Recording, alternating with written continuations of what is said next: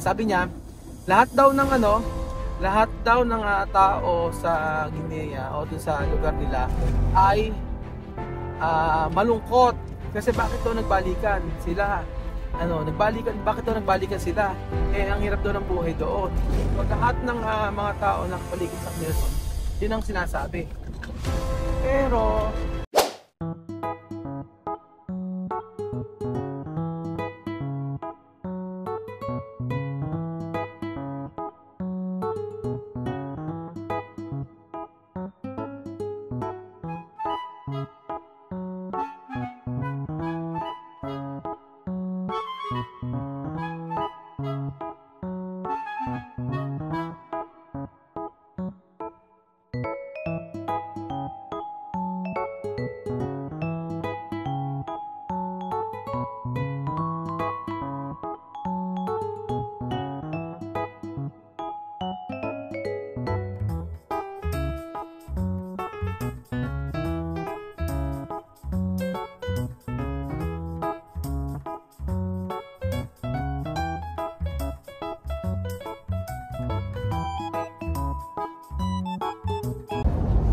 magandang umaga po sa inyo lahat mga amigo.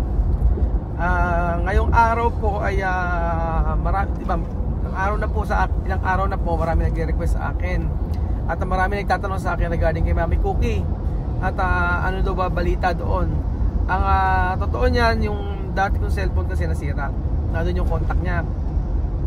Hindi ko na makita, hindi ko na ma-open yung cellphone na ginagamit ko pang message kay Mami Cookie. So, hindi ko siya nakakontak. Ngayon, ng isang araw ang ginawa ko, nag-check ako sa WhatsApp ko lang kasi nakakausap. Dati sila Mami Cookie. Hindi ko pa rin makita yung contact niya at hindi naka-register dito sa may cellphone ko. Ngayon, yung kanyang tiyahin, kung di ako nagkakamali, nasa Inglaterra, ay nakita ko na nandito sa contact ko, minessage ko, sabi ko, Mama Esther, kumusta na dyan sa London at anong balita? Sabi ko, meron ka bang number ni Mami Cookie kasi hindi ko makontak? Sabi ko, wala sa WhatsApp ko, sabi ko gano'n. Tapos nakatulog na ako, paggising ko may nag-message sa akin si Mama Esther na binigay na akin number ni Mami Cookie, at saka si Mami Cookie may message din sa akin. Ngayon pala lahat ng naka-block pala yung naka-block yung application doon sa may WhatsApp doon sa Equatorial Guinea. Hindi pwedeng tawagan, pati messenger. Excuse me. Tatawagan ko sana, kaya lang tinatawagan ko si Mami Cookie. Problema, hindi nga matawagan, puro naka-block yung pag-call doon. Kaya nag-video call na lang kami. So, ito yung mga message niya, voice call. Hola mi niño, Raúl. Ay, Raúl, yo también tu número se me había perdido de mi teléfono que yo tenía tu WhatsApp. Es mi tía que me acaba de mandar que quieres tener contacto conmigo. Estoy bien, mami acaba de ir ahora mismo. He estado aquí casi 4 horas aquí en mi casa conversando. Estamos bien, estoy en Guinea. Raúl, ¿qué tal mi niño? ¿Qué tal? Yo echarte de menos, Raúl, yo echarte de menos. ¿Cómo yo olvidarte? Vi en el video tu hermano enfermo. Yo decir que va a mejorar. Alam niya. Ay, Raúl, de verdad. Saluda a tu mamá, saluda a tu mujer, los niños, la niña. Saluda a tu hermano, saluda a Bill.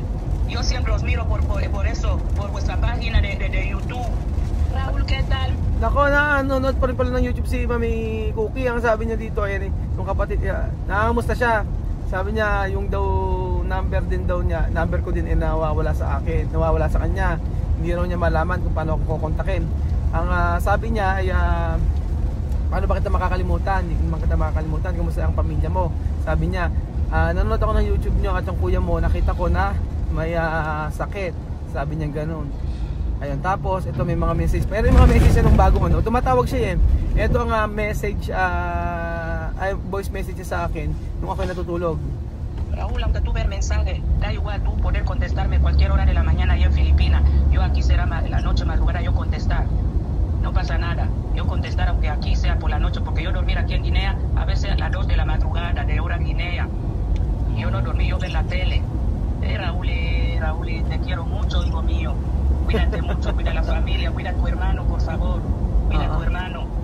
Okay lang daw kahit madaling araw na siya natutulog, kahit mag-reply daw siya, kahit ano kailan daw siya mag-message sa akin. Oh, love daw ako ni Mami Cookie, sabi niya sa akin. Soy Mami Cookie. Ayun, soy Mami Cookie. Tapos pinakita niya sa akin yung kanyang bahay. Yung kanyang bahay, pinakita niya sa akin. Ayan. May mga ginagawa. Si ano pala, sabi niya sa akin si Aljan daw, tsaka si Elvis gumagawa daw sa bahay ni Mami Cookie. Oo, may ginagawa daw. Ayan pa. Ito, sabi pa ni Mami Cookie.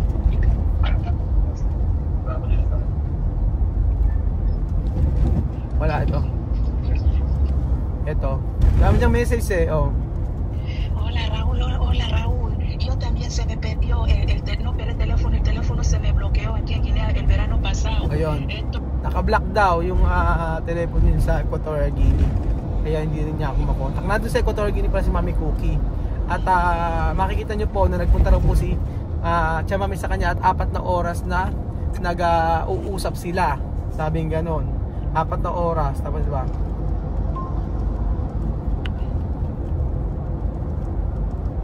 No, Raúl.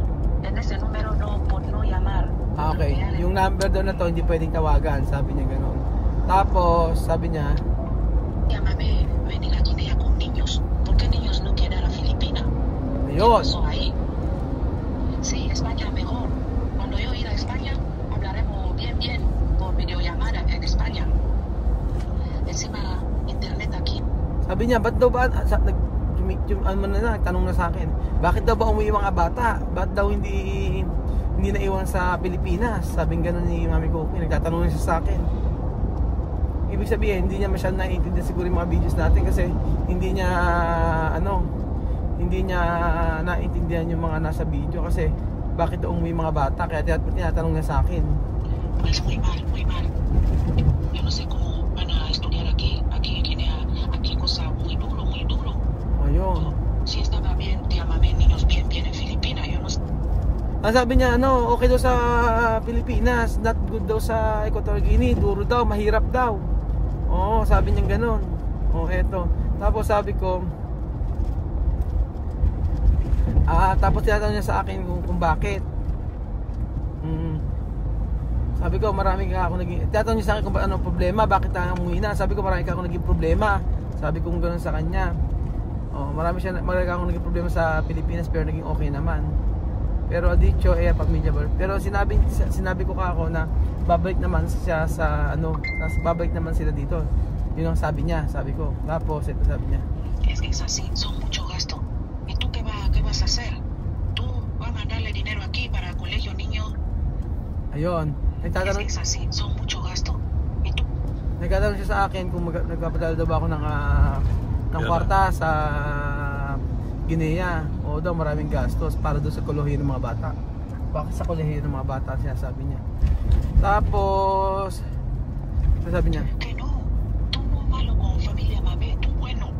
Yo he dicho eso a la chica que me limpia la casa frente a Mame, que Raúl buena persona. Tú no malo con familia Mame, tú bueno. Ayun.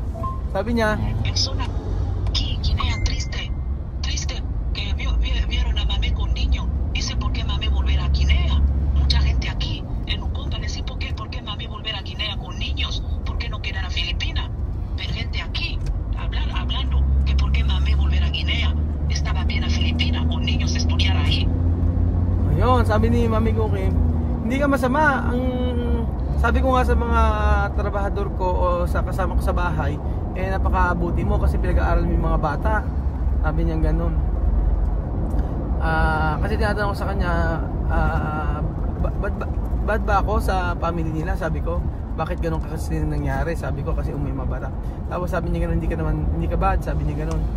Yung kinukwento ko sa mga kasambahay ko na kasama ko sa bahay na sila na ikaw ay mabuti at pinag-aaral yung mga bata.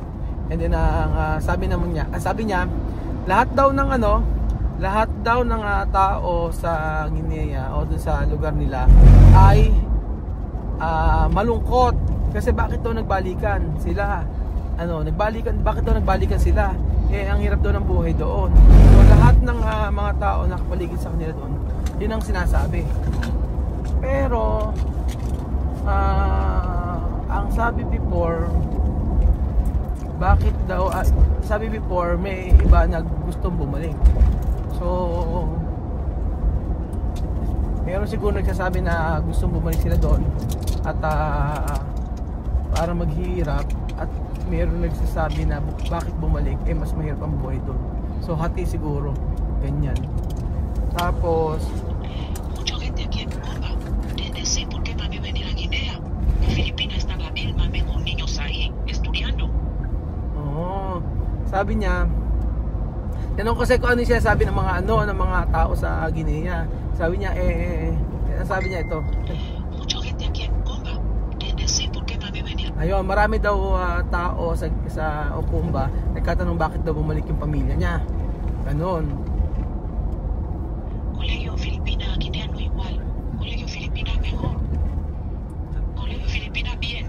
Oo, kasi daw mas maganda raw ang college sa Pilipinas kaysa doon sa Guinea. Oo, mas okay daw, sabi niya. Esto aceptar, pero no saber cómo niños van a volver. Oo. Sabi ko, kung ikaw ka ako, ito tanong kay Mami Cookie ha. Mami Cookie, kung ikaw ka ako ay nasa kalagayan ko, kapag babalik ang pamilya niya, Mami, tatanggapin ko ba or hindi? Sabi sa akin. Ang sagot niya ito. Ang sabi niya, i-accept mo, papunta, babalikin mo. Si Mami Cookie rin pala ang gusto mong bumalik din doon sa yung mga bata sa Pilipinas. Pero dapat pagka tinanggap mo, hindi yung bigla na lang babalik uli sa Guinea. Sabing gano'n. So gusto rin pala ni Mami Cookie na na pabalikin yung mga bata ron, pero may condition nga na hindi po pwede na umuwi basta-basta.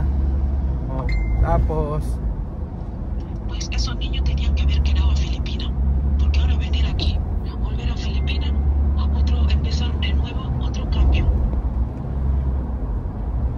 Okay, sabi niya, sa sa pagbalik daw nila sa Pilipinas, mag-umpisa naman sila sa simula.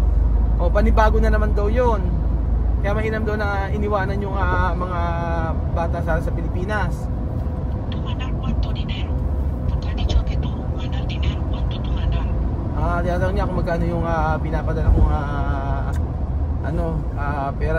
Tinatanong kasi niya kung sinusuportan ko ba yung sa pag-aaral niya. Sabi ko, oo, nagsusupport pa ako. So sinabi ko sa kanya yung pinapadala ko. Ngayon akong buwan nalo sa 100, sabi ko. 100,000 kako yung naipadala ko para sa may kasa niya, sa may project niya. Tapos ito ko, kulang pa ba yun? Sabi ko. Sabi niya hindi, ito sabi niya. Porque los niños ya se habían acostumbrado a Filipinas y ahora venir a Guinea ya van a cambiar y luego volver a Filipinas, empezar de nuevo. Mucho. Marami na rin yung naipadala ko, sabi niya. Tapos sabi niya kapag daw nung pagbalik daw ng mga bata doon, baka bumalik yung ugali ng mga bata, kasi ngayon daw yung ugaling Pilipino na yung meron yung mga bata. Kaya daw pagbalik nila doon, baka daw pag nagtagal-tagal babalik na naman sa dati nilang ugali. Yun ang sabi ni Mami Cookie. Sí, cada vez para ella terminar la casa bien. Oo, kaya tinatanong ko okay lang. Sabi nga okay naman daw na ipadala yung yung para matapos daw yung yung bahay na pinapagawa doon, siya na mag-aasikaso. Okay na daw yun, at least magiging masaya na si Mami pag natapos yun. Sí, mejor volver ahí, mejor volver a Filipinas para niño estudiar mejor, no aquí a Guinea, mejor niño volver a Filipinas. Mas mainam daw na bumalik yung mga bata sa Pilipinas para daw makapag-aral, hindi raw sa Guinea. Ella cuando verá cómo está la situación aquí, querrá volver a Filipinas. Ella misma ha venido con niños. Cuando quiera volver a ver cómo está la situación, querrá volver otra vez a Filipinas. Ayun, sabi ni Mami Cookie, kapag daw nakita nila yung sitwasyon ni sa Guinea, for sure daw ba hindi na babalik daw sila. Kasi nga, di ba, ibang sitwasyon doon. Kaya siguro pagkatawagan ko si Mami, tatawagan ko siya, nakikita ko na parang malungkot siya sa mga pag nagsasalita siya. Gente no decir nada, tú saber, mami no salir, mami está en casa, solo viene a mi casa a visitarme, conversar, compramos Coca-Cola, beber, mami volver a casa otra vez.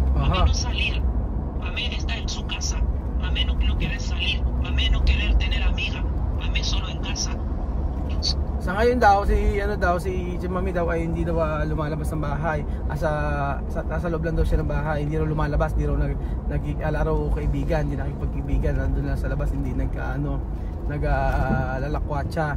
Tapos 4 na oras daw niya kausap kahapon si Chamame, 4 na oras daw at uminom daw sila Coca-Cola, tapos kwentuhan daw na 4 na oras.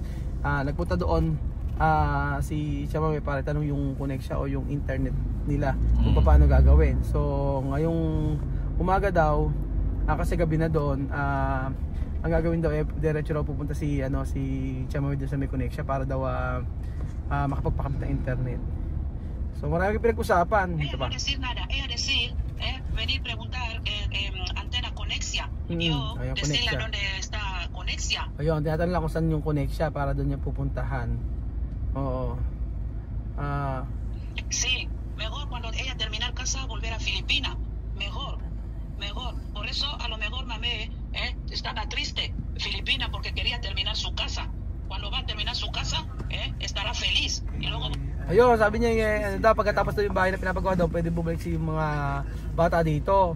At maging masaya na si Chamame kapag natapos yung bahay na pinapagawa doon. O yun ang sabi ni Mami Cookie. Mame cambiar mucho, Filipina cambiar Mame, Mame seria, Mame cambiar mucho, Mame muy seria ahora, Mame seria, Mame no amiga, Mame no beber, Mame solo tomar Coca-Cola, Mame no salir, está en su casa, Mame cambiar, cambiar bien.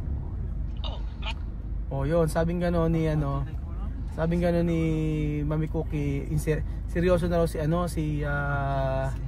seryoso na raw si Mami sa buhay.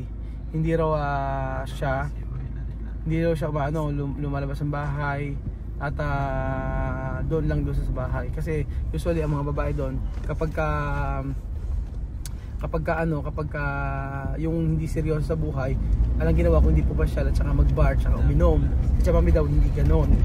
Ang laki daw ng binago ni Chamame dito sa Pilipinas. So yun po. Marami kami pinag-usapan pa ni Chamame. Ito ay ni Mami Cookie. Ano pa? Sí, mejor para saber cómo está ella con los niños. Los niños bien. Su niño ese estaba haciendo trabajo aquí en mi casa, niño de Mame.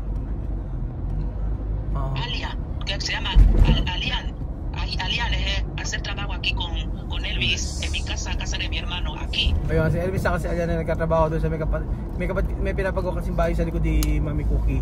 So si Elvis at si Alian yung gumagawa. No, ella no decirme nada. Ella no decirme nada porque ella primera Guinea. Ella no me ha dicho. Wala daw siya sabi si Chamame kung bakit bumalik sila sa Guinea. Yun ang sabing ganun. So marami papag-usap pa. Ang sabi pa niya ay mañana le grabaré, te mandaré el video cuando estará aquí, tía. Ayun, bukas sabi niya mag-video sila pagka nakita sila ni Chamame. So yun po. And then nagsend siya ng mga video, mga amigo. Nagsend siya ng mga video na nakita sila ni Chamame. For us daw sila nag-usap at ang sabing ganun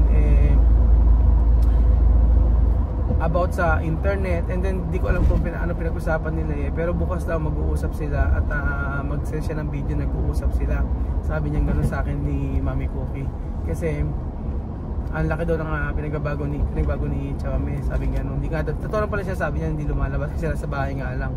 So wala pa rin silang internet hanggang ngayon. At okay naman yung pag-uusap nila. Si Chamame na mismo ang pumunta kay Mami Cookie. Pero tingin ko kung next year pinagkabit niya, dapat hindi. Mas maganda yung isa, yung Muni. Yun ang dapat niya. Masapin connect siya? Hindi, pero ngayon mas maganda yung Muni. Muni daw dapat ang ipakabit kaysa sa connection. Sabi ni Aya, yun ang gusto. Yun, yun naman sila nag-usap about sa mga chismis na about sa yung mga nakaraan, yung about sa mga paninira. Hindi naman nabanggit ni Mami Cookie about doon, tsaka ni Chamame. Basta ang sabi lang ni Mami Cookie 4 na oras sila nag-usap. So hindi ko alam kung ano yung mga sinabi hindi naman daw nabanggit yung tunay na rason bakit yung bumalik sila rito. Sila Tia Mami. Kaya po sa loob ni Mami Cookie, gulat nga daw siya bakit biglang bumalik yung mga bata doon. Bakit daw hindi nila lang iniwan dito? Hindi lang iniwan dito para mag-aral, kaming ganun. So yung mga bata din hindi naman daw lumalabas. O lahat sila sa bahay lang bibili. Pagkayaring bumili sa merkado o sa tindahan, tapos diretso sila sa diretso sa bahay lang ganun. Kaya pala ang mangyayari, yung mga kapitbahay nila nagpupunta sa kanila. So yun po mga amigo ang pagkikita ni Mami Cookie at ni Tia Mami. At regarding siguro sa mga chismis na yan dito sa Ukumba, na ang nagpapakalat daw si Mami Kay, sabing ganun, wala tayong idea Siyempre dapat parehas nating tanungin sa kanilang dalawa kung saan narinig ni Mudra at bakit niya nasabi na si Mami Kay yung nagkukwento sa mga kapitbahay. Hindi naman din lumalabas si Mami Cookie. Kasi kung lumalabas siya, sabi niya hindi hanggang ngayon hindi pa daw siya lumalabas sa bahay lang siya, nagpapagawa siya ng bahay. Ganun. Pero masaya siya mga amigo na nakausap ako. At sabi nga niya, kapag ako napunta ako ng Guinea, doon ako mag-stay sa bahay niya. Okay na okay sa kanya yung ganun. So, yun po mga amigo, yun ang pagkatagpo niya. Abangan po natin yung sasabihin nila bukas about po sa pangyayari sa Guinea. So, nagkataon po na nasa Equatorial Guinea si Mami Cookie. At for sure baka by November siguro or November, December, balik na naman yun sa Espanya. Ganoon naman yun Basta pinipili niya pumunta sa Guinea para ipagawa yung bahay niya. So ayan pa mga amigo, yun po ang latest sa Equatorial Guinea. Ang pagharap po ni Tia Mami at ni Mami Cookie. At mukhang okay naman ang kanilang pag-uusap. So thank you so much po mga amigo. At doon pa nagkatrabaho pa si Alyan tsaka si Elvis sa kanya. Sa tiyo niya. Sana matapos yung bahay doon. Hanggang hindi pa tapos, ang tagal na rin noon. Almost 7 years, ang tagal na. Nag-ipon-ipon. Sabi nga nung pagka may pera, tsaka na nagpapagawa. Tsaka siya tapos yung bahay. Ganoon naman talaga sa Kenya, paunti-unti, hindi yung biglaan. So thank you so much mga amigo. At yun po ang matagal niyo nang nire-request sa akin na kontakin ko si Mami Cookie. At mula nang umalis siya dito, hindi kami nagkausap. Ngayon lang po uli. So masayang-masaya siya na nakausap niya ako muli. So thank you so much mga amigo at God bless.